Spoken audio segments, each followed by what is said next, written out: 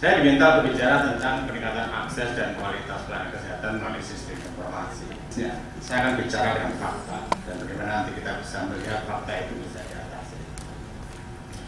Kalau kita lihat peta, dari peta saja sudah kelihatan bagaimana kesulitan kita. Ada daerah kepulauan yang susah sekali dijangkau. Kita mau imunisasi pada bulan-bulan tertentu nggak bisa. Itu di Maluku, di NTT. Kalau ada angin barat nggak bisa kita ke sana. Jadi hambatannya cukup berat. Bagaimana program dari government yang harus melahirkan problem di situ. Karena itu kalau kita lihat kenapa kita sulit meningkatkan Human Development Index, karena ada daerah-daerah tertentu yang perlu biaya yang sangat besar untuk menyamai seperti Jawa Bali.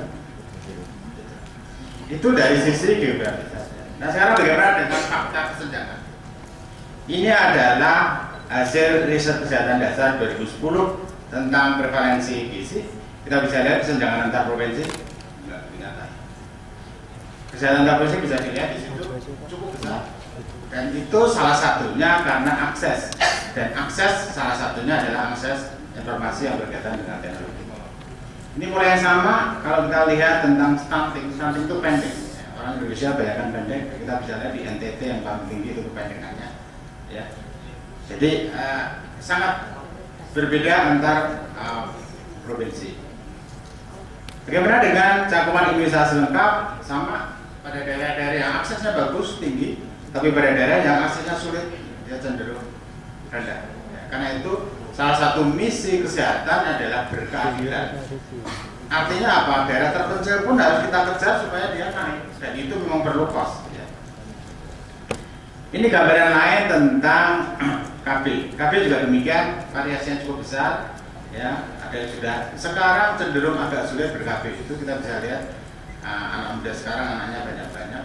Ya, jadi setelah desentralisasi ini agak sulit. Kalau dulu satu kampanye itu bisa langsung ke bawah gitu, sekarang nggak bisa. Ya, nanti kita lihat kenapa begitu. Ini sama rumah tangga yang mempunyai sanitasi yang bagus. Ya.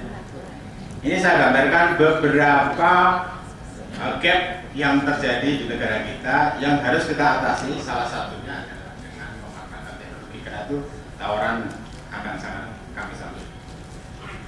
Kita juga punya data kesenjangan antar kabupaten. Kalau tadi antar provinsi, sekarang antar kabupaten kita bisa lihat di sini stunting itu kabupaten mana yang tinggi dan kabupaten mana yang rendah. Gitu. Kita bisa lihat. Jadi sekarang dengan adanya riset kesehatan dasar 2007-2010 kita punya data sangat lengkap. Tapi terus terang aksesnya belum semudah Telkom. Jadi masih terbatas, tidak semua orang bisa langsung akses di website kami.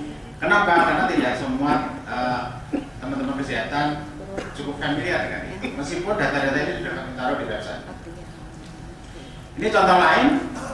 Nah, ini ada beberapa contoh saja yang kami coba untuk paparkan data bahwa kita itu banyak sekali kesenjangan. Lalu ini.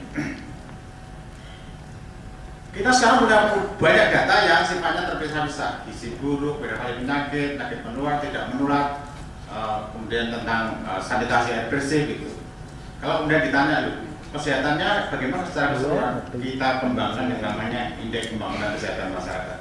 Jadi indeks itu suatu komposit indeks 24 indikator yang menggambarkan mana kesehatan masyarakat yang paling bagus di provinsi, di kabupaten, di seluruh Indonesia. Kita kembangkan itu seperti HDI, seperti Human Development Index, tapi ini khusus untuk kesehatan.